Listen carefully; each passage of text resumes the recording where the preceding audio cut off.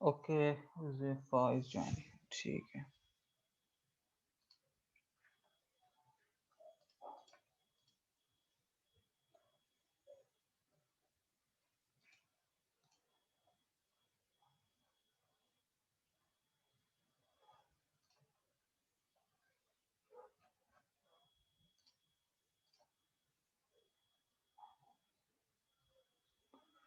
Okay, तो हम थे इसमें।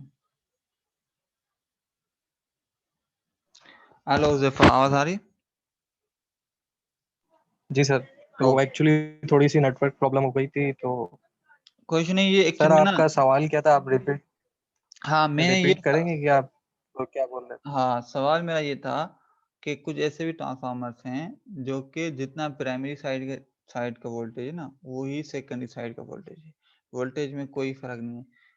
ये मतलब एक जनरल जिस तरह ना, एक common as a common person आप समझो कि एज़ ए स्टूडेंट समझ रहे हैं, अभी तो पता नहीं है तब। ये कुछ लॉजिकल लगता है या आपकी इसमें क्या है कि इसका क्या फ़ायदा? ना अप कर रहा है, ना डाउन कर रहा है, सेम ही दे रहा है, तो हम डायरेक्टली लगा दें, फिर फ़ायदा क्या? मतलब ऐसे ट्रांसफ़ॉर्मर्स भी हैं। तो आपके अंडरस्टैंडिंग क्या है या इसकी अर्ली नॉलेज आप कुछ है इसके बारे में? सर अभी तक इसके मतलब यूजेस वगैरह तो देखे नहीं है, तो इतनी नॉलेज तो नहीं है। ठीक है, कोई इश्यू नहीं। अच्छा, ऐसी क्लासिफ़िकेशन होती है ना, अब क्लासिफ़िकेशन हमारी जो ट्रांसफ़ॉर्मर्स की होती है, तो ऐसी क्लासिफ़िकेशन ये इसको हम आइसोलेशन ट्रांसफ़ॉर्मर्स कहते हैं। स्टेप अब तो मेरे ख्याल में समझ में आ गया। ये जो classification of transformer is based on the working, उसकी वर्किंग के हिसाब से उसको क्लासिफ़ाई किया जाता है। तो स्टेप अप ट्रांसफार्मर वो हैं जो वोल्टेज अप कर दें, ठीक है? स्टेप डाउन वो हैं जो वोल्टेज डाउन कर दें। अप एंड डाउन का जो रेशियो है वो ये है कि आपके पास स्टेप अप जो है, ठीक, जिसमें जो रेशियो हमने देखा वो ये k लेस देन 1, ठीक है? और यहाँ पर जो है आपके पास k greater than step down में, और ये k इंडिकेट कर रहा होता है कि n1 अपॉन n2, ये ट्रांसफार्मर रेशियो। आइसोलेशन जो ट्रांसफार्मर होते हैं, ये जो वोल्टेज इसमें दोनों साइडों में बराबर था, मगर इसका जो फायदा या ये होता है कि ट्रांसफार्मर को हम कहते हैं, ये ऐसा डिवाइस है जो कि दो सर्किट्स को आपस में आइसोलेट करता है। आइसोलेट कैसे? कि अगर इंटरनली देखा जाए कि ट्रांसफार्मर की एक कॉइल और दूसरी यहाँ पे कॉइल, जो दोनों साइडों की कॉइल है, ये कनेक्टेड नहीं है फिजिकली। जिस तरह अभी भी मैं जिक्र किया, या इसका जो आप ट्रांसफार्मर कभी खोलेंगे देखेंगे, तो ये फिजिकली कनेक्टेड नहीं होते। आई बात समझ में या नहीं? तो इस वजह से इसको कहा जाता है ये आइसोलेटेड डिवाइस है जो कि मैग्नेटिकली कपल्ड है, क्योंकि इस ये जो है इसमें जो करंट आता है वो आता तो इस due to this network. Hello, आवाज आ रही है? जी सर अब आई है। आई थिंक फिर अच्छा, नेटवर्क प्रॉब्लम हुई थी। हाँ, कहाँ पे स्किप हुए थे हम? सर वो ट्रांसफार्मर का आप बोले थे कि कनेक्टेड नहीं होती, हाँ, जो कनेक्टेड नहीं, कॉइल्स एग्जैक्टली। जो होती हैं। हाँ, फिजिकली इनका आपस में इंटरनली दो वायर्स जो प्राइमरी और सेकेंडरी है, तो फिजिकली कनेक्टेड नहीं होती, अल्दो मैग्नेटिकली कनेक्टेड होती हैं। इसको हम कहते हैं मैग्नेटिकली कपल्ड। तो इस तरह के जो नेट होता है ना, इस वजह से ये ट्रांसफार्मर हम जब टेस्टिंग कर रहे होते हैं, इस तरह की चीजें कर रहे होते हैं अंडर टेस्टिंग, तो वो हम ये ट्रांसफार्मर को यूज किया जाता है एज ए आइसोलेटर। वो क्या कहता है कि मिसाल पर आप एक टेस्टिंग डिवाइस टेस्ट कर रहे हैं जो कि फिजिकली कनेक्टेड नहीं होगा, मगर जो उसको पावर पहुंच रही होगी थ्रू दी ट्रांसफार्मर। इनकेस कोई इश्यू हुआ है ना, तो आपके ट्रांसफार्मर में मतलब कोई एक साइड में तो इम्पैक्ट पड़ेगा, खराब हो जाए हो सकती है, मगर आपका ओवरऑल बाकी जो सिस्टम होगा वो हेल्दी रहेगा, मतलब सेफ रहेगा। आई बात समझ? तो सर ये वाला जो काम है हम, हम्म। ये तो पहले हम फेज से भी ले रहे हैं, फेजेस यूज करते हैं हम। तो फेजेस? इसमें कोई खास वजह फेजेस? है कि मतलब फेज नहीं की नहीं, अगर हम ट्रांसफार्मर यूज कर रहे हैं? फेज फेज क्या सर होता है? वो फेज अलग चीज है। फेज ये है कि हम कहते हैं ना सिंगल फेज। सिंगल फेज का मतलब है उसमें सिर्फ आपके पास जो एक साइन वेव ट्रांस वो जो है ना मूव कर रही है, ठीक है, आपके पास जो घर तक पहुंच रही है ना। थ्री फेज में हमारे पास तीन डिफरेंट फेज होते हैं, और तीनों डिफरेंट जो फेज होते हैं ना, तीनों में अलग अलग साइन वेव हमें हमारे तक पहुंच रही होती है। अब क्योंकि साइन वेव जो यहाँ पर भी गेम वही आ जाती है कि आपको चाहिए पावर, ठीक है। अब मिसाल लो आपको बल्क में पावर चाहिए, तो बल्क में पावर करने के लिए या तो आप वोल्टेज बढ़ाएंगे या करंट बढ़ाएंगे, ठीक है। मगर आपकी जो रिक्वायरमेंट है और भी ज्यादा है पावर की, तो उसको लिमिटेड जो वोल्टेज लेवल में रहकर करंट को हम जो ज्यादा ट्रांसफर करते हैं, वो हम क्या कहते हैं कि हम 3 डिफरेंट फेज सेंड करते हैं या हमें ट्रांसमिट किए जाते हैं, उसके थ्रू हमें एक बल्क पावर मिलता है। वो जो फेजेस होते हैं ना, वो होते हैं due to the high power. अच्छा, उसकी पूरी अलग फिर मैथमेटिक्स है कि क्योंकि सिंगल फेज में आपके पास जो कितना पावर या इसकी जो साइन वेव में इसकी जो आरएमएस निकलता है, उसका वो आरएमएस जो है वो इतना नहीं है जितना हम 3 फेजेस का निकालते हैं। आई बात समझ में? वो फेज अलग चीज है और जो आप जिसका जिक्र करें वो अलग चीज है, जो आइसोलेशन वाला अलग चीज है। ये जो ट्रांसफार्मर है ना, सिंगल फेज के लिए भी, 3 फेज के लिए भी ट्रांसफार्मर है, उसमें भी ऐसे ही है, मगर उसमें कोर होगी तो उसमें 3 जो है प्राइमरी कॉइल्स होंगी, 3 सेकेंडरी कॉइल्स होंगी। वर्किंग प्रिंसिपल उसका भी यही होगा कि प्राइमरी में आप जो है एक पावर उसमें वोल्टेज अप्लाई हो रहा होगा, जो एसी वोल्टेज, तो उसका जो चेंजिंग मैग्नेटिक फील्ड उसकी सेकेंडरी में वोल्टेज इंड्यूस कर रहा होगा, और इसी तरीके से आपको आउटपुट में जो आ रहा होगा वो भी 3 फेजेस मिल रहे होंगे। फिर वहां पे कनेक्शन की एक टाइप होती है जिसमें वाई और डेल्टा आता है, जो जिसका मैंने स्टार और डेल्टा का जिक्र किया, तो फिर वहां पे ये आता है। सर वो बात तो सही है आपकी, लेकिन मेरा असल में पूछने का मकसद ये था कि फेज की वर्किंग अगर हम देखें तो वो भी यही करता है कि अगर कोई अपसेट आ जाए तो वो खुद ट्रिप होता है और इक्विपमेंट को बचा लेता है, और ये आइसोलेशन आप मेरे ट्रांसफार्मर ख्याल में भी में हमारा यही काम है। हाँ, आइसोलेशन में जो ट्रांसफार्मर जो एक्चुअल में प्रोटेक्टिंग डिवाइस नहीं है, मगर जो फिजिकली जो उसका हम जो जो बताने का मकसद ये है कि जो ना फिजिकली वो कनेक्टेड नहीं होते, उसके जो करंट के डायरेक्ट इम्पैक्ट जो नहीं होते, फिजिकली कुछ इम्पैक्ट्स होते हैं ना। मिसाल दो, जो ज्यादा करंट की वजह से ट्रांसफार्मर में इनसाइड जो है आपके पास क्या कहते हैं कि हीट ज्यादा जनरेट होती है। अब वो ऐसे फिजिकल पैरामीटर है, ठीक है। उसके अंदर मिसाल लो किसी वायर में कोई इश्यू आ जाता है, कोई वायर आपस में शॉर्ट हो जाती हैं, तो वो प्राइमरी साइड का सेकेंडरी साइड में इम्पैक्ट नहीं पड़ेगा। अब बात समझ में आई? तो वे जी सर, यहाँ तक तो आ गई। ठीक है। अब मैं इसको कोशिश करके या तो आज या अगले लेक्चर में कुछ एनिमेशन या एनिमेटेड ना वो बनी हुई बड़ी अच्छी बनी हुई है, अब उस चीज को मैं दिखाऊंगा तो और भी आपको ना विजुलाइज करने में चीजें क्लियर हो जाएंगी। मगर फॉर नाउ अभी तक आपको आइडिया हो जाएगा, क्योंकि ये जो सिर्फ ट्रांसफार्मर ऐसे नहीं है पावर की हद तक यूज होते हैं। अब यहाँ अगर यहाँ पे हम चले जाएं कि इवन हमारे जो आरएफ सर्किट रेडियो फ्रीक्वेंसी जिनकी फ्रीक्वेंसी ना गीगाहर्ट्ज में होती है, वहां पर भी ट्रांसफार्मर्स का इस्तेमाल होता है। आई बात समझ में? वहां पे एज ए आइसोलेटर के तौर पे। फिर इम्पीडेंस मैचिंग के लिए ट्रांसफार्मर यूज किया जाता है। अब इम्पीडेंस मैचिंग में क्या होता है कि हम उसको कहते हैं थेवेनिन का एक थ्योरम है। अब ये कॉन्सेप्ट थेवेनिन थ्योरम याद है जो जिसका जिक्र किया था अभी? मेरे ख्याल में ये शायद जिक्र नहीं हुआ हमारा। कोई जहन में है थेवेनिन का पढ़ा हुआ है अगर डिप्लोमा सर किया? मैं तो नाम ही पहली अच्छा बार सुन रहा हूँ सर। अच्छा अच्छा, चलो थेवेनिन भी एक्चुअल में क्या होता है कि मैं इसको यूं कहूं कि आपके जो एक डिवाइस से दूसरे डिवाइस से मैक्सिमम पावर ट्रांसफर कब होगा, इसको और भी आसानी से समझें, मतलब इसको थोड़ा सा विजुलाइज यूं करें। जब आप ना घर में कभी जो हम पानी नल से निकालते तो पंप वो एक पाइप लगाते हैं, जो प्लास्टिक वाले पाइप्स होते हैं, ठीक है। कभी यूज किए हुए हैं? कहीं ना कहीं शायद यूज किए हुए हैं आपने प्लास्टिक वाले, जी सर, यूज किए। ठीक है। अब कभी कभी मिसाल लो आपको प्लास्टिक के पाइप से ना दो अलग अलग पाइप से ना जोड़ने पड़ते हैं, मतलब आपका पाइप लिया वो छोटा पड़ गया तो आपको दूसरा पाइप उसमें लगाना पड़ता है। अब समझो कि वो एक फिनोमेना क्या हो रहा था कि एक पाइप से आप दूसरे पाइप में पानी ट्रांसफर करवा रहे हैं। तो ऐसा फॉर सपोज अगर एक कंडीशन आ जाए कि आपका एक पाइप जो है मतलब थोड़ा ज्यादा है उसकी साइज, जो समझो कि 1 इंच का है, और दूसरा जो है उसमें थोड़ा सा छोटा है, तो क्या फिर बीच में हम जो चीज लगाएंगे हम कैसी चीज लगाएंगे, किस तरह की हो ताकि पानी का फ्लो सही हो जाए, कैसा कनेक्टर लगाएंगे? सर वैसे आज तक ऐसे लगाया तो नहीं है, हम तो आपस में ही मतलब एक में दूसरा पाइप घुस जाता है। अच्छा, पाकिस्तानी जुगाड़ करते हैं। खैर वो भी तरीका है, मगर मैं सिर्फ एक वो वैसे एक कपलिंग को ही लगा सकते हैं। हाँ, कपलिंग लगाते हैं, या इंडस्ट्रीज में इस तरह के सिनेरियोस बहुत सारे होते हैं जहाँ पे आप चीजें करते हैं। सिर्फ मैं विजुलाइज कर, मतलब आपको आइडिया हो गया ना इस तरह। तो इलेक्ट्रिकल में भी एक साइड से, एक सर्किट से दूसरे में मैक्सिमम ट्रांसफर पावर होने की थेवेनिन ने कंडीशन बताई, जिसको कहा जाता है मैक्सिमम पावर ट्रांसफर थ्योरम।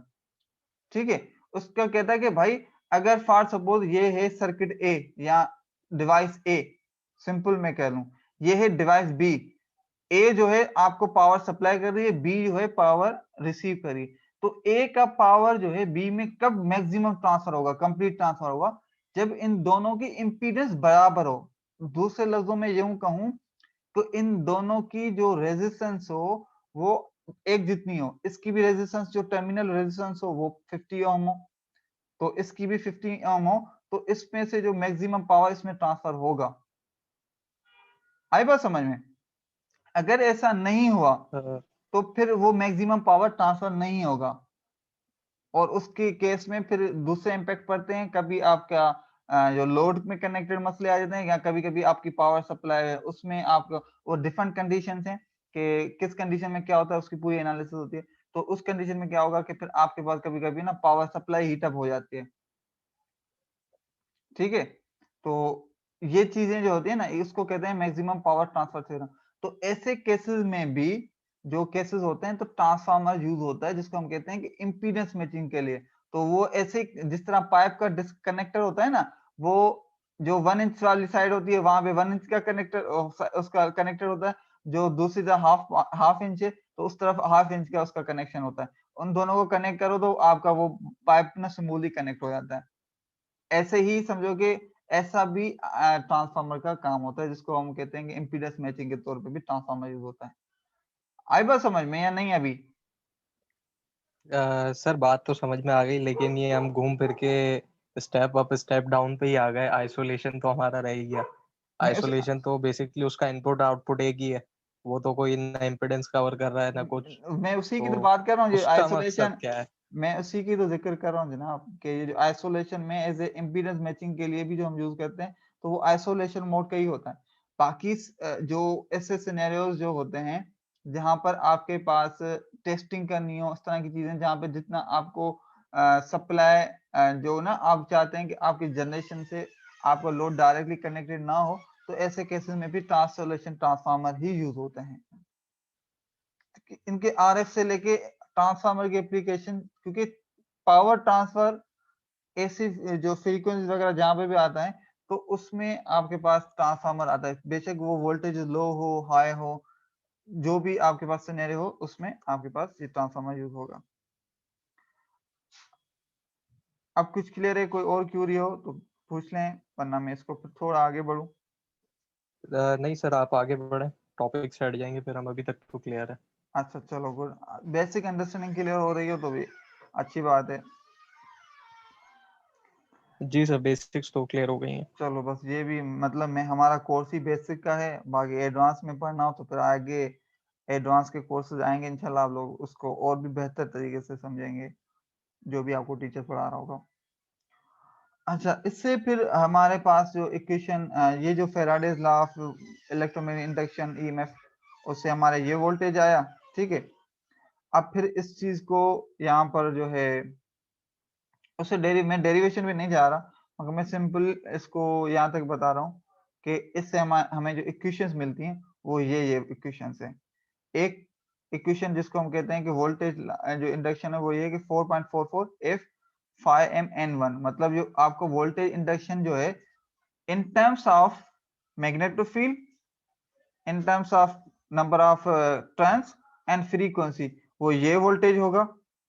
ठीक है, और इन टर्म्स ऑफ नंबर, ये जो टर्न्स एंड करंट, उसका जो रिलेशन है वो ये होगा। आई बात समझ में? ये ये वोल्टेज, सॉरी क्या हो गया, अच्छा ये वोल्टेज और करंट का रिलेशन, और ये आपके पास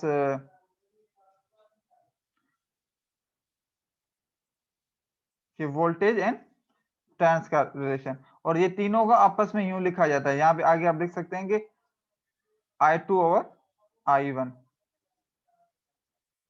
ठीक है, ये तीनों का आपस में ये रिलेशन है। बात क्लियर हो गई या अभी भी कंफ्यूजन है? नहीं सर, ये तो क्लियर है। ठीक है, न्यूमेरिकल्स आगे अगर अटेम्प्ट करेंगे तो और क्लियर हो हाँ जाएगा। न्यूमेरिकल्स में अभी कोशिश करके आप भी ना, इसी का एक न्यूमेरिकल आपको मैं, हाँ अच्छा है कि आपने सही याद दिला दिया, एक न्यूमेरिकल करवाता हूँ तो चीजें थोड़ी सी ना इंटरेस्टिंग हो जाएंगी।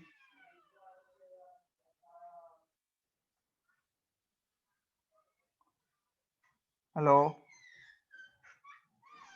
जी सर। ओके आवाज आ रही है, अच्छा ठीक है, मैं आपको न्यूमेरिकल इसका करवाता हूँ। स्क्रीन पे शेयर हो रहा है ये? जी सर, स्क्रीन भी आ रही है, आपकी आवाज़ भी आ रही है। Okay good. एक्चुअली में मुझे ना यहाँ पे शो कर रहा है ऐसे कि नेट डिस्कनेक्टेड है, मगर एक्चुअली में आपको आवाज आ रही है।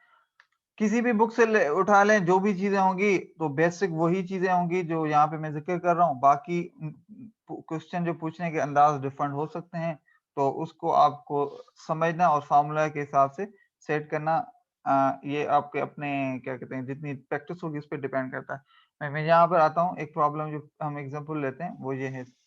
सबसे पहला ये वाला, मैं जो बुक को फॉलो ज्यादा कर रहा हूँ, थराजा का बुक है और उसी से ये प्रॉब्लम फिलहाल करवा रहा हूँ, ठीक है। The maximum flux density in A core of, अच्छा अब यहाँ पे इसने ये बता दिया 250 अपॉन 3000 वोल्ट 50 इयर्स। ये तो रेशो दे दिया इसने हाँ, डायरेक्ट। हाँ मतलब यहाँ इसको रेशियो दे दिया, दूसरे लफ्जों में यूं कहेंगे आपको प्राइमरी एंड सेकेंडरी वोल्टेजेस भी दे दिए, तो इसको आप जिस तरीके से भी देखें, ठीक है।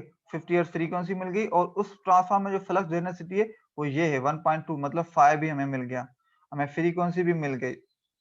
अब हमें पूछ रहा है इफ द ईएमएफ पर टर्न इज 8 वोल्ट, पर टर्न जो है ईएमएफ 8 वोल्ट है, determine the primary and secondary turns, ठीक है। अब कहता है कि अगर पर टर्न जो है टर्न आपका 8 वोल्ट है, तो बताओ primary and secondary number of turns कितने, एक्चुअली में एन पूछ रहा है हमसे, ठीक है। तो यहां पर क्या है, इज इक्वल टू N1 या E1 is equal to N1, ये जो N1 और E1 का इंडिकेट करता है primary side, N1 into EMF induce पर टर्न, ठीक है। पर टर्न जो आपका EMF है वो कितना इंड्यूस हुआ है, ये उसका फॉर्मूला है। इससे हमें क्या फायदा हुआ, अब हमें प्राइमरी वोल्टेज यहाँ पे कितना मिला हुआ है 250, ठीक है। जी सर। और मैंने कहा कि भाई प्राइमरी साइड का 250 वोल्टेज है, और मैंने आपको कहा कि एक टर्न का 8 वोल्ट है, तो क्या ऐसे नंबर ऑफ टर्न्स मालूम हो सकते हैं या नहीं? Sir number of turns find तो कर सकते हैं हम उसको। पर टर्न के लिहाज से जो है हमारे पास 8 बन रहा है, तो उसको हम सिंपली डिवाइड कर देंगे, हमारा जो वोल्टेज जो है 250। एग्जैक्टली, ये यही यहाँ पे हुआ है एग्जैक्टली यूं। प्राइमरी का वोल्टेज है भाई कितना 250, ठीक है, टोटल डिवाइडेड बाय पर टर्न का 8 है, तो उससे हमें पता चल गया कि एक टर्न का जो है आपके पास वो सॉरी नंबर ऑफ टर्न्स जो है वो 32 हो गए, क्योंकि 250 को हमने डिवाइड कर दिया 8 से। अब इसको रिवर्स करें, 32 नंबर ऑफ टर्न्स हैं और एक टर्न का अगर 8 वोल्टेज हो तो मल्टीप्लाई करेंगे तो हमें टोटल मिल जाएगा। बात क्लियर हो गई? जी सर। और सिमिलरली आपके पास जो सेकेंडरी साइड का जो 3000 है वो वोल्टेज भी मिला हुआ है, वो वोल्टेज डिवाइडेड बाय पर जो टर्न वोल्टेज है ये डिवाइड करेंगे तो हमें सेकेंडरी साइड का भी वो मिल जाएगा, जो नंबर ऑफ टर्न्स उसमें कितने थे। अब यहाँ पे आपको आइडिया खुद ब खुद हो जाएगा कि ये ट्रांसफार्मर, यहाँ से भी आइडिया हो रहा है 250 वोल्ट दे रहे हैं 3000 में कन्वर्ट कर रहा है, तो इससे तो ऑब्वियस सी बात है कि number of turns on the secondary side must be greater than the primary side, और वो यहाँ पर हमें नजर भी आ रहा है, यहाँ का सेकंड जो है 32 है और यहाँ का 375 है। आई बात समझ जी में? सर। ठीक है, तो ये जी था सर। पहला पार्ट। दूसरे में जो इसने वोल्टेज इंड्यूस का जो दूसरा फॉर्मूला था जो मैंने आपको यहाँ पर दिखाया था, जिसमें मैग्नेटिक फील्ड फ्रीक्वेंसी दोनों थे, मतलब दोनों रोल प्ले कर रहे थे, वो जो फॉर्मूला था। अगेन इसको इलेक्ट्रोमैग्नेटिक फील्ड थ्योरी से हमने ड्राइव किया था, ये वाला 4.44 F for frequency, phi m for the magnetic flux, n for the turns, number of turns। अगर प्राइमरी साइड का निकाल रहे हैं तो प्राइमरी के नंबर ऑफ टर्न्स, अगर सेकेंडरी साइड का निकाल रहे हैं तो सेकेंडरी का नंबर ऑफ टर्न। तो यहाँ पर भी वही चीज है, ठीक है।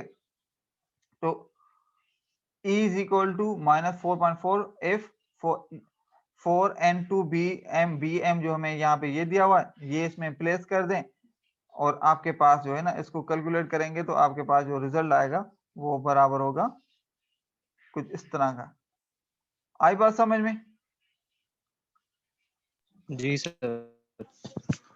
ओके सर अब इसका रेशियो निकाल के देखते हैं, E1 होगा E2 इक्वल्स टू हाँ, N1 इसको अपॉन करें N2। अच्छे प्रैक्टिस करें, इसकी प्रैक्टिस करें। इसमें बहुत सारे प्रॉब्लम्स हैं, मैं सारों तो शायद उसको टच ना करूं, मगर जो बेसिक बेसिक की हैं उसको आप कर लेंगे तो इंशाल्लाह बाकी जितने भी हैं वो आप इजीली जो है ना कर सकते हैं, ठीक है। इसी से रिलेटेड जो मैं एक और प्रॉब्लम आपको करवाता हूँ। मैंने कुछ प्रॉब्लम जो है ना हाईलाइट किए थे अपने पास, जो मुझे करवाने थे।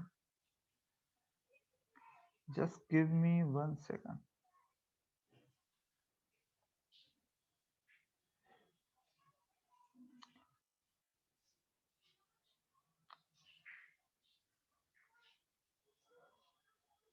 ये स्लाइड्स अभी कौन सी शेयर हो रही हैं आपसे?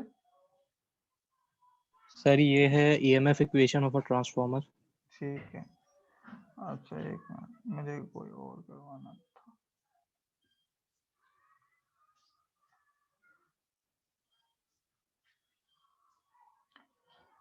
अच्छा, तो एक और प्रॉब्लम है इसी से रिलेटेड हम अभी करते हैं। वो क्या है? ये बहुत सिंपल है वैसे। A single phase transformer has primary 400 primary and 1000 secondary turns. If the primary winding be connected to a 50 hertz 50 hertz 520 volt, calculate the voltage in the secondary winding। क्या ये इजी हो सकता है प्रॉब्लम या नहीं?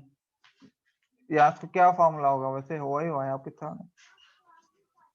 Sir ये तो solve भी हुआ है सामने, हाँ, मैं वही कह मतलब रहा वो हूँ। डायरेक्ट फ्रीक्वेंसी का वैसे इसमें काम तो नहीं है कोई, क्योंकि डायरेक्ट हम रेशियो से निकाल सकते हैं। हाँ, काम नहीं है मगर कंफ्यूज करने के लिए कभी कभी दिया जाता है ना। अच्छा, ये तो हमने सेकंड साइड का वोल्टेज निकाल दिया, ठीक है। इसी से जो है ऐसे कब चीजें हुई हुई थी। अच्छा, ये भी इस प्रॉब्लम वही है हमारा जो हमने अभी किया था। A three the core of a three phase. अच्छा, यहाँ पे जिक्र थ्री फेज को हो रहा है, मगर इसको थ्री फेज वाले में जब आऊंगा मैं तब करूंगा, अभी नहीं करवाऊंगा, वरना मिक्सअप हो जाएंगी चीजें। ये प्रॉब्लम, इसमें दो चीजें हमें मालूम करनी है। 825 kVA single phase transformer has 250 turns on the primary and 40 turns on the secondary. पहले ये बताओ, स्टेप अप होगा स्टेप डाउन होगा? स्टेप डाउन है सर।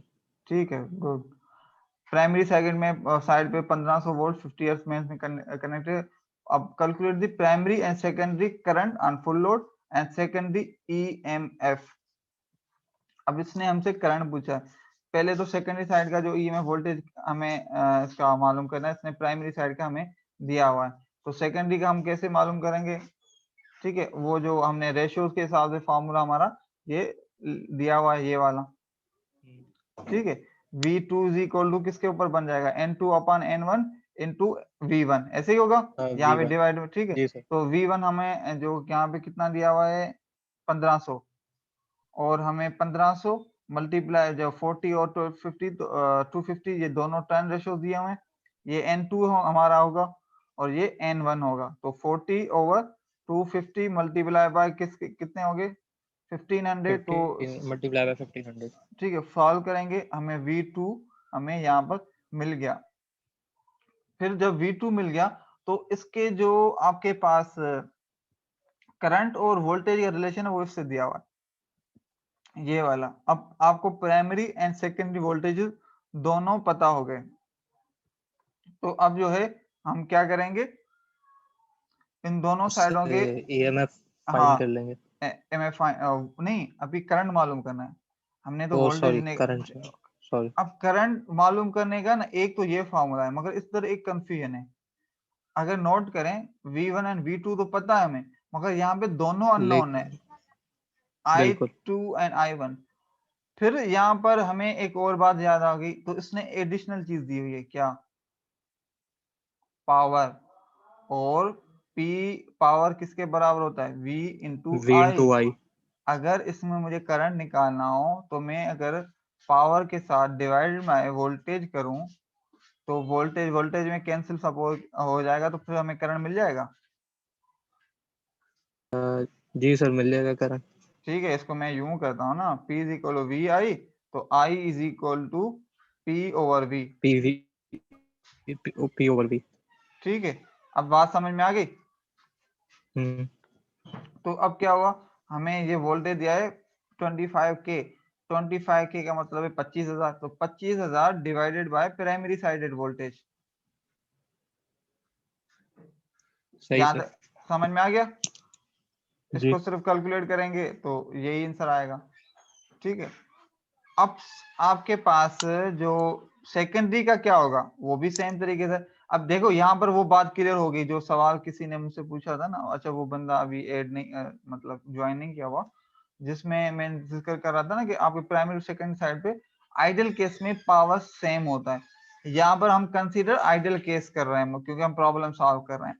अदरवाइज इसमें आपके लॉसेस होते हैं, मतलब जो आप प्राइमरी में जो पावर देते हैं वो सेकेंडरी साइड पे पावर थोड़ा सा कम होता है, जिसपे हम ट्रांसफार्मर की इफिशिएंसी का पता चलता है। अगर ट्रांसफार्मर अच्छा एफिशिएंट होगा तो उसमें पावर लॉसेस कम होंगे, अगर जो उसकी एफिशिएंसी डाउन होगी तो पावर लॉस ज्यादा होगा। मगर पावर लॉस होता है, थोड़ा बहुत भी होता जरूर है। ठीक है, मगर यहाँ पर आइडियल कंडीशन हम देख रहे हैं, तो जो प्राइमरी साइड पावर है हम वो ही कंसीडर करें सेकेंडरी साइड पे पावर, तो वो भी कितना है 25,000 डिवाइडेड बाय जो सेकेंडरी का वोल्टेज है, तो फिर हमें सेकेंडरी साइड का करंट भी मालूम हो गया। अब यहाँ पे आइडिया चीजें सारी क्लियर हो गई होंगी। अब देखो यहाँ पे वोल्टेज तो बहुत कम है 240, मतलब ऐसे ही जिस तरह घर में हम डिस्ट्रीब्यूशन सिस्टम लगा हुआ है और हमें जनरेशन से लाइन आ रही है 25 kV है और घर तक पहुंचते पहुंचते ये आपके पास 240 वोल्टेज हो गया। ठीक है, मगर करंट कितना हो गया 104 एम्पियर। करंट काफी हाई, बिल्कुल। ठीक है, और करंट जो होता है ना, वो कोशिश ये होती है कि कंडक्टर्स में करंट का फ्लो जो है ना लो हो, वोल्टेज हाई हो व्हेन ट्रांसफॉर्मिंग द पावर। तो ये हो गया, और बाकी जो दोनों चीजें इसमें कवर हमारी हो गई। अच्छा, ये कुछ ट्रांसफार्मर की तस्वीरें हैं, ये इसको हम डिस्ट्रीब्यूशन ट्रांसफार्मर कहते हैं क्योंकि ये स्टेप डाउन ट्रांसफार्मर्स होते हैं जो कि हाई वोल्टेज से लो वोल्टेज पे कन्वर्ट करते हैं, तो उस वजह से इसका नाम ही डिस्ट्रीब्यूशन ट्रांसफार्मर है। उसको जितनी भी स्पेसिफिकेशन है उस हिसाब से रखी हुई है। ठीक, ट्रांसफार्मर सिंपल ये चीजें नहीं होती, इनसाइड इसमें अंदर ट्रांसफार्मर में एक ऑयल भी होता है। कभी आपने ये देखा है उसको। वो कूलिंग के लिए, हाँ कूलिंग एग्जैक्टली, पर्पस के लिए। जी कूलिंग के पर्पज के लिए। और कूलिंग के बेस पे जो है ना ट्रांसफार्मर की जो क्लासिफिकेशन होती है वो अलग क्लासिफिकेशन होती है। एक ऑयल सर्किट उसको ऑयल कूलिंग होती है, दूसरा एयर प्रेशर बेस्ड कूलिंग होती है। जो डिफरेंट कूलिंग्स के बेस पे जो है ना हमारे पास है, उसके अलग क्लासिफिकेशन है। क्योंकि जब कॉइल्स पे करंट गुजरता है इतना हाई लेवल, तो करंट में क्या होता है, करंट कंडक्टर से गुजरता है तो वहां पर आपके पास, क्योंकि कंडक्टर तो प्योर सुपर कंडक्टर थोड़ी है, उसमें कुछ ना कुछ रेजिस्टेंस होती है। जब कुछ ना कुछ रेजिस्टेंस होती है तो फिर अगेन वही फार्मूला के हिसाब से I square R, P is equal to I square R. इसको अक्सर नाम भी यही दिया जाता है, आई स्क्वायर आर लॉसेस। ठीक है, थोड़ी बहुत रेजिस्टेंस और इतना करंट जब हाई फ्लो हो रहा हो तो कुछ ना कुछ पावर कंज्यूम करता है, जो कि हम लॉस कंसीडर करते हैं। वो ट्रांसफॉर्म होता है हीट में, और हीट जब आपके पास ज्यादा होती है तो वो हीट जो है ना आपके कंडक्टर की रेजिस्टेंस में चेंज करता है। तो उस चीज को, हीट को खत्म करने के लिए फिर ना डिफरेंट मैकेनिज्म्स हैं, एयर के थ्रू भी किया जाता है, कुछ नेचुरल होते हैं, कुछ ऑयल में पुट किया जाता है। फिर उसकी पूरी इंटरनली साइंस है वो किस तरीके से करते हैं कि जब वो ऑयल हीट अप होता है तो फिर उसमें से एक गैस निकलती है कि जो उसको हीट अप जो है ना कम करती है, उसको आयन को कंज्यूम करती है, डिफरेंट पूरी साइंस है उसकी। मगर सॉरी, अच्छा तो यहाँ तक बात क्लियर होगी, हम बैक टू द अपने ओरिजिनल डॉक्यूमेंट में चलें। तो मैंने इस प्रॉब्लम करवा लिया और ये हो गया हमारा पास। अच्छा अब एक चीज जो है रेटिंग ऑफ ट्रांसफार्मर।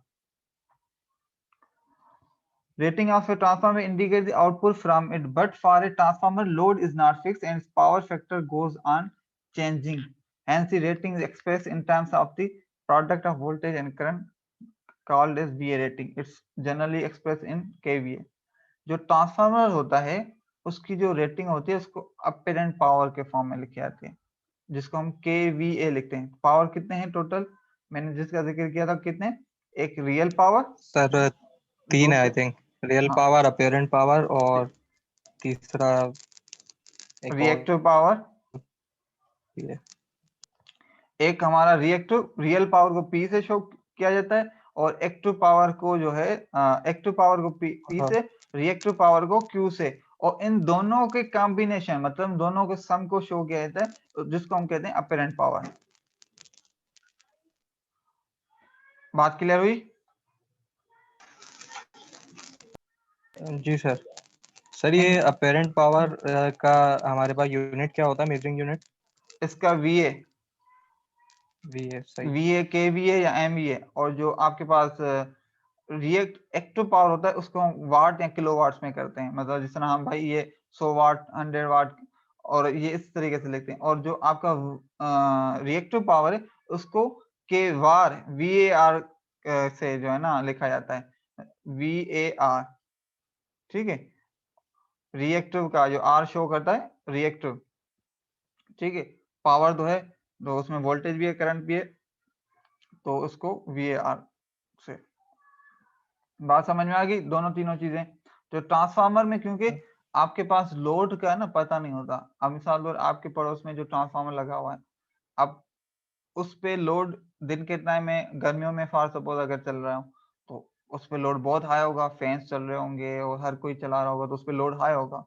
मगर रात के टाइम में फॉर सपोज तो उस पे लोड जो है थोड़ा सा कम होगा, या सर्दियों में भी इस तरीके से डिपेंड करता है कि मगर मोस्टली जो कहने का मतलब ये है कि 24 घंटे ट्रांसफार्मर में एक कांस्टेंट लोड नहीं होता, वो चेंज होता रहता है। तो उसके रिस्पेक्टिव जो है ना आपके पास जो उसके जो रिएक्टिव एक्टिव पावर की रिक्वायरमेंट भी चेंज होती रहती है।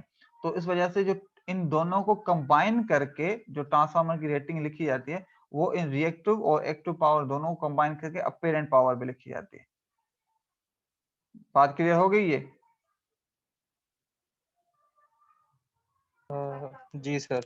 और सर ये जो अपना अब केवीए जो उसकी रेटिंग होती है, तो ये जो है second point V1I1 over 1000 equals to V2I2 over 1000, ये इक्वली होते हैं दोनों साइड्स पे, हाँ प्राइमरी और पावर सेकेंडरी के लिए। प्राइमरी और secondary power in ideal case में, बार बार रिपीट कर रहा हूँ, आइडियल केस, ठीक है, इसको ध्यान में सर रखिए। आइडियल केस तो में ये सर बराबर होते हैं पावर। नहीं, प्रैक्टिकली तो लॉसेस हो रहे हैं, प्रैक्टिकल लॉसेस तो होते हैं, वो इजीली होते हैं, उनको वो फिर कंसिडरेशन में अभी वो इसमें इंक्लूड नहीं है। अभी इसमें नहीं है। अभी जो हम जितना अभी तो सिर्फ हम आइडिया समझ रहे हैं कि है क्या चीज है, किस चीज का क्या है, मगर हम जो है उसको देख रहे हैं अभी फिल वक्त जो है आइडियल केस में चीजों को देख रहे हैं। अब बात क्लियर हुई। फिर ट्रांसफार्मर के जो, अच्छा ये लिंक मेरा अभी 5 मिनट में ना खत्म हो जाएगा, फिर ये इसके साथ मैं लेक्चर आज के वाइंड अप करूंगा। फिर नेक्स्ट में जब मैं आऊंगा तो इंशाल्लाह लॉसेस और फिर उसकी कैलकुलेशन और फिर उस चीजों को हम लेके चलेंगे, ठीक है। तो आज के मैं इस पे करूंगा, जैसे ही लिंक खत्म होगा तो फिर हम क्लास भी उसी के साथ एंड हो जाएगी। तो तब तक हम इसमें ओके सर, अच्छा चलें सर, आप कंटिन्यू करें सर। हाँ, तो we can calculate the full current. इसी जो ये जो होता है प्राइमरी और सेकेंडरी जो रेटिंग होती है वो आपकी केवीए में ट्रांसफार्मर की होती है। अच्छा, आइडियल ट्रांसफार्मर्स में जो होते हैं उसमें क्या होता है कि हम कहते हैं कि नो लॉसेस, ठीक है। जो मेनली ट्रांसफार्मर में जो लॉसेस जिसको हम कहते हैं वो होते हैं दो तरह के लॉसेस को क्या जाता है, ठीक है, तीन के। एक को आता है कॉपर लॉसेस, आयरन लॉसेस, दूसरा हिस्टेरेसिस लॉसेस। तो ये डिफरेंट कैटेगरी, उसका मैं पूरा वो एनिमेशन कुछ चीजें मैंने यूट्यूब की देखी थी, मैं आप लोगों से वो उसकी शेयर करूंगा कि उसमें देखिएगा किस तरीके से वो वर्किंग कर रहा है और क्या लॉसेस का मतलब क्या होता है और वो हिस्ट्री लॉसेस का मतलब क्या है, वो उसमें इंशाल्लाह मैं आपको पूरा एनिमेशन के साथ समझाऊंगा। मगर जो आइडियल केसेस में हम सारे लॉसेस को कंसीडर करते हैं जीरो, और ये बात अंडरस्टूडेबल है, समझ में आने वाली बात है। अच्छा, तो उसके बाद जो हमारा transformer unload and full load, उसका क्या इम्पैक्ट पड़ता है इसकी मैग्नेटिक फील्ड पे, उसको डिस्कस करूंगा आज। आज मैं यहाँ पे नहीं कर रहा हूँ क्योंकि उसमें एनिमेशन से ज्यादा हेल्प होती है समझाने में, इसमें थियोरेटिकली ना चीजें शायद इतनी क्लियर नहीं होती। आप, मुझे भी मुश्किल होती है, आप लोगों को भी तो डेफिनेटली मुश्किल ही होगी समझने में, तो वो मैं इसमें समझाऊंगा सारी चीजें। तो इसके हवाले से जो आज तक हमने समराइज करें, तो ट्रांसफार्मर क्या है, उसकी जरूरत क्यों पड़ती है, ऐसी अच्छा, आज सवाल मुझे अभी ज़हन में है, मैंने पूरा इतनी चीज समझाई है। एक बात सवाल आप बताएं कि क्या ट्रांसफार्मर डीसी में काम कर सकता है, डीसी करंट पे? सर मेरा ख्याल से तो नहीं, क्योंकि अगर ट्रांसफार्मर का जो मेन हमारे पास आइडिया है वो यही है कि जो हमारे पास डिसकंटिन्यूअस करंट या एसी करंट जैसे ऑल्टरनेटिंग करंट है, तो उसमें अप एंड डाउन मूवमेंट जो है उसकी वजह से हमारे पास डिसकंटिन्यूअस या एक्सीलरेशन डी एक्सीलरेशन प्रोड्यूस हो रही है मैग्नेटिक फील्ड में। अगर हमारे पास डायरेक्ट करंट का फ्लो होगा तो उसमें हम ये एक्सीलरेट डी एक्सीलरेट नहीं कर पाएंगे, बल्कि एक कंटिन्यूअस मैग्नेटिक फील्ड होगी, तो फिर उसमें तो एग्जैक्टली, पर्पस ही खत्म हो गया ट्रांसफार्मर। एग्जैक्टली आपका कोर्स पढ़ा हुआ है इस तरह का कोई ट्रांसफार्मर या पहले? सर अभी आपने ही पढ़ाया है, नहीं नहीं, मतलब बेसिकली हाँ नाम ऐसे, सुना हुआ है ट्रांसफार्मर का। चलो ऐसे ही एग्जैक्ट माशाल्लाह अभी क्लियर हो गई बात। एग्जैक्ट यही कॉन्सेप्ट है, और इस वजह से ना ट्रांसफार्मर को जब भी हम डीसी सप्लाई से कनेक्ट करेंगे ना, तो वहां पर हमारे पास अगेन वहां पर भी मैग्नेटिक फील्ड जनरेट होती है, ऐसे नहीं है कि नहीं होती, मगर वो चेंजिंग मैग्नेटिक फील्ड नहीं होती। और चेंजिंग मैग्नेटिक फील्ड ना होने की वजह से जो आपके पास जो सेकेंडरी कॉइल में आपके पास पावर वो वोल्टेज इंड्यूस नहीं होता। और ऐसे क्या होगा, ऐसे केस में कभी एक्सपेरिमेंट ना करें तो अच्छा है, क्योंकि आपका जो प्राइमरी साइड उसकी बहुत हीटअप हो जाएगी, क्योंकि करंट कंटिन्यूस फ्लो हो रहा होगा, कोई लोड कनेक्टेड नहीं होगा, और वो बहुत ज्यादा करंट होने की वजह से जो है ना आपका वो ट्रांसफार्मर हीटअप होके, और इवेंचुअली अगर कोई सर्किट ब्रेकर वगैरह कुछ चीज नहीं लगी हुई तो वो एक बड़ा खतरनाक भी हो सकता है मामला। ठीक है, तो इसका जो कॉन्सेप्ट यही है, और यही इसकी ट्रांसफार्मर की एक स्पेशलिटी थी जो इसने पूरे नेटवर्क इतने बड़े बड़े बिछा लिए। और आज भी हमारा जो दुनिया में देखा जाए तो मेनली हमारा जो नेटवर्क जो है वो सारा एसी सिस्टम बेस ही है। अल्दो डीसी भी एलिमिनेट नहीं हुआ, मगर एसी सिस्टम अपना बहुत अरसे तक इसकी अपनी डोमिनेंसी रही है और अभी भी चल रही है। मगर अभी थोड़ा सा ट्रेंड दोबारा चेंज हो रहा है। अब अभी क्या हो रहा है कि अब हमारे पास दोबारा डीसी ट्रांसमिशन लाइंस भी आ रही हैं। उसकी वो उसको हम कहते हैं एचवीडीसी, अगर आपने नाम सुना हो। तो पाकिस्तान में भी सबसे पहले हाई वोल्टेज ट्रांसमिशन जो है ना, मटियारी से लाहौर और मुल्तान तक की, चाइना के सीपेक प्रोजेक्ट के तहत अभी अभी रिसेंटली जो है ना कंप्लीट हो चुकी है, शायद अभी कमिश्निंग भी उसकी कंप्लीट हो चुकी है। वो मटियारी से लाहौर तक, मतलब अब मटियारी से लाहौर अराउंड कोई 1000 या 1200 जो है किलोमीटर्स होंगे डिस्टेंस। इतने डिस्टेंस पे आपकी जो है ना वो डीसी लाइन है पूरी। आई बात समझ में? अच्छा सर, एक पॉइंट जाते हुए कि मतलब ये जो डीसी करंट फ्लो करता है, तो ये भी मतलब एक लेंथ पे जाके अपना लॉसेस होते हैं इसके अंदर, बिल्कुल डीसी करंट में वोल्टेज वगैरह के अंदर। हाँ, इसमें भी लॉसेस होते हैं। इसमें सबसे पहले यही तो इशू था इनिशियली लेवल पे, कि हमारे पास इस तरह के लॉसेस होते थे ना, तो इस वजह से आगे नहीं बढ़ पाया। फिर अभी जो लॉसेस आए हैं, अब जो उनको दूसरे तरीके से उसमें जो है ना सॉलिड स्टेट डिवाइसेस लगाए जाते हैं, उसमें जो कन्वर्टर्स होते हैं ना वो दूसरे हैं। उसमें जो इसका नाम अच्छा है, जो ट्रांजिस्टर्स होते हैं और दूसरे एस वगैरह लगे होते हैं, वो उसका पावर इलेक्ट्रॉन साइड है, वो कन्वर्जन होती है, और उसको किस तरीके से वो दूसरा तरीका है उसको, क्योंकि अब टेक्नोलॉजी बहुत आगे बढ़ चुकी है, तब ना सॉलिड स्टेट डिवाइसेस नहीं थी।